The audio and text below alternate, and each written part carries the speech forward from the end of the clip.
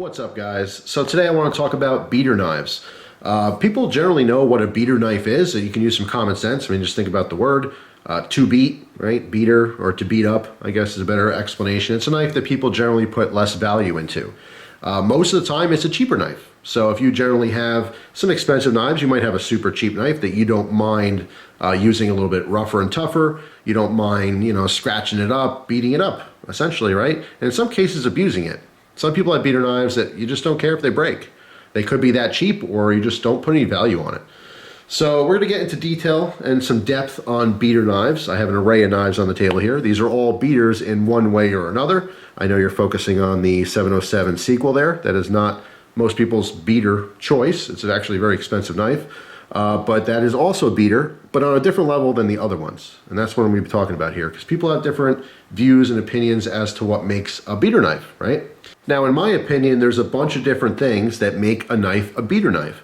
And all these knives have different attributes as to why they are beaters to me.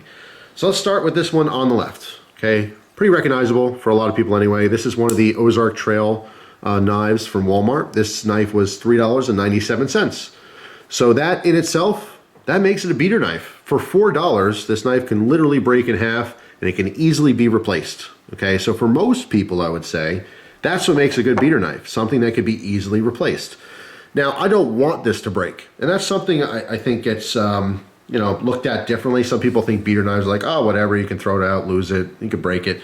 Most people, I don't think, want the knife to break. They're not trying to break that knife or ruin that knife. It's just that if it does happen to break, they just don't care.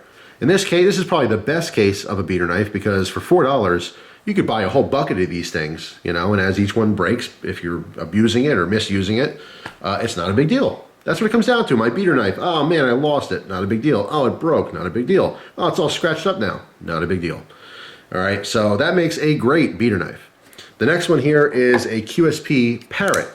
Now, the reason this is a beater knife to me, it's still affordable, all right? It's still a pretty cheap knife, but this is the one that had the blade play. So because this has up and down blade play, it just can't be fixed. Now, I did get a newer one that was in black. That is totally fine. It has no issues at all, right? That to me is not a beater knife. So it's not that the QSP Parrot in general is a beater knife. Of course, it's cheaper. It's nowhere near as cheap as $4. But it is much more affordable. It can be easily replaced, but the sole reason why this is a beater knife to me, a beater, is because of that blade play. So what that means to me is that this will never get better. It will never get fixed. Therefore, I don't put any value on this knife. I'm not going to trade this knife. I'm not going to sell this knife. To me, it's a piece of junk at this point, but even though it's a piece of junk, still cuts. Still cuts fine. Just has that little bit of blade play. So that became a beater. This one, I want to say this is the Schrade 404.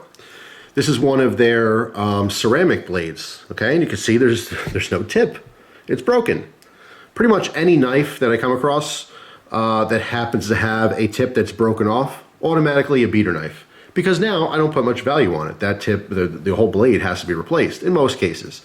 In the case of, a little tiny break on the tip, you could reprofile it and stuff, but in this case, I'm not going to do any reprofiling because it is a ceramic blade. It's extremely difficult. I've never reprofiled anything ceramic, but because this tip is broken off, I still use the knife. It's still functional. It's 95% what it normally was, or 98% maybe, okay?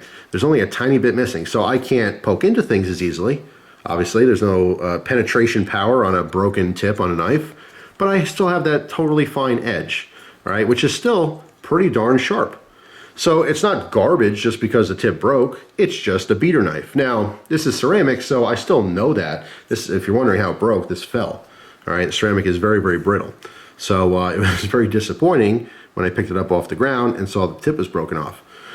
So it became a beater knife. I've had this knife for years now, literally for years. But I still use this to cut all kinds of stuff. You can see how nasty the blade is. I don't clean it off because guess what? It's a beater knife. I just don't care. I don't purposely abuse this particular one because the ceramic is so fragile, but when I do want to cut stuff and maybe it's messy, a lot of tape, that's what's on here, like tape residue and glue and stuff, that's what I'll use this one, a beater knife. All right, so I separated these first three knives for a very specific reason. To me, my personal opinion, these represent true beater knives, okay? These are knives that if broken, scratched up, lost, I just don't put much value on it, okay? This represents super cheap knives, I would say $15 or less.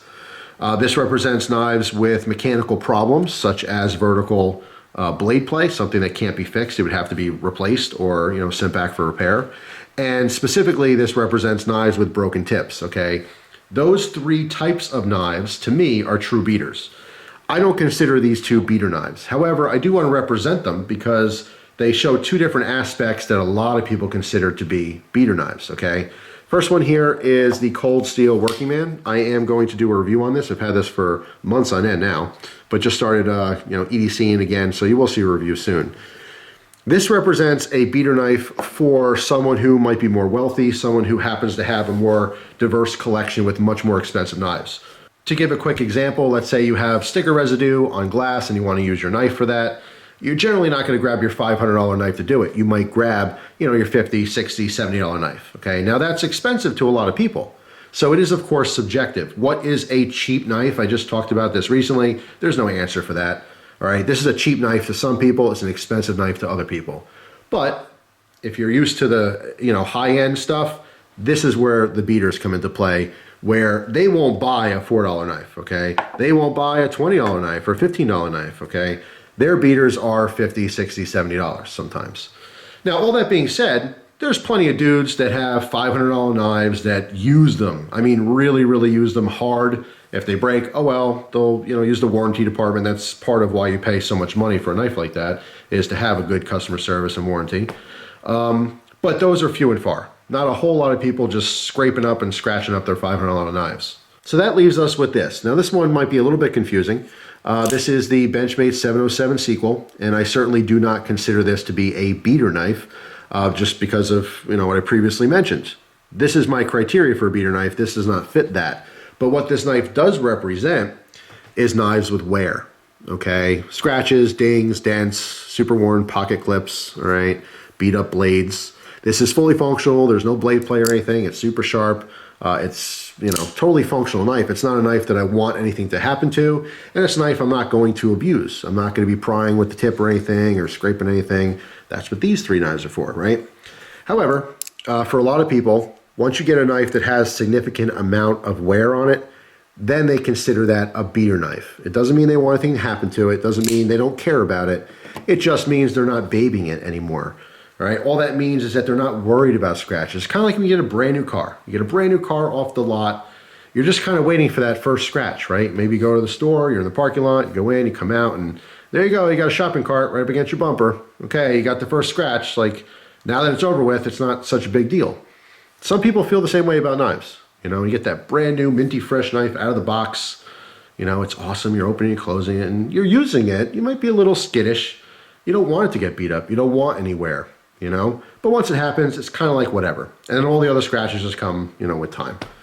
So that's my explanation anyway of beater knives. They come in all shapes and sizes and colors, and beater knives mean something different to everyone. So I'd love for you guys to give me your feedback on what you feel a beater knife is, and if you happen to have a specific knife that you consider a beater knife. I do know a lot of people have, you know, pretty good knife collections and stuff, but there's just that one knife that they always keep around. It might be super cheap, you know, it doesn't perform all that great, or it might have an issue, a mechanical issue like this one, but they keep it because that's their beater. Now, if you noticed here, I'm focusing just on folders. I omitted fixed blades for this video just because I feel like most fixed blades are pretty much beater knives. A fixed blade is much more capable, especially if you have a higher end fixed blade, especially if it's thicker, you know, beefier. You could do all kinds of stuff you can't do with folders, all right? So I'm kind of focusing, or at least for this discussion, on folding knives. So give me your feedback. Write down in the comments section down below what you feel a beater knife is. There's a select people out there that don't believe in beater knives, you know? They take care of everything they have. They don't beat up on anything. That's awesome.